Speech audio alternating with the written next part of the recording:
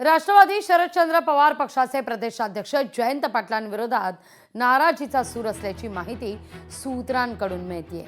वर्धापनदिनापूर्वी पक्षामध्ये अंतर्गत बदल होण्याची शक्यता वर्तवली जाते। जयंत पाटलांनी जवळच्या लोकांना संघटनात्मक पदावर नियुक्ती देत असल्यानं नाराजी असल्याची माहिती सूत्रांकडून मिळते। अनेक युवा आमदारांची नाराजी असल्याचं कळतंय।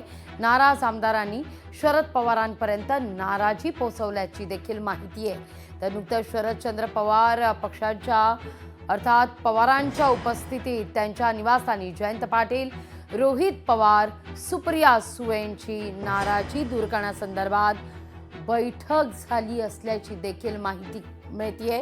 या बैठकीमध्ये 10 जून पूर्वी पक्षांतर्गत बदल होण्यासंदर्भात चर्चा झाल्याची सूत्रांची माहिती आहे। या घडीची सगळ्यात महत्त्वाची ही बातमी आपण पाहतोय।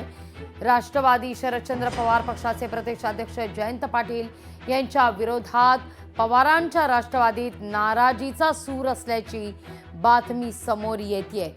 जयंत पाटलांनी जवळच्या लोकांना संघटनात्मक पदं दिली आणि त्या कारणानं तरुण नेत्यांमध्ये, कार्यकर्त्यांमध्ये, आमदारांमध्ये नाराजी असल्याची बातमी आहे।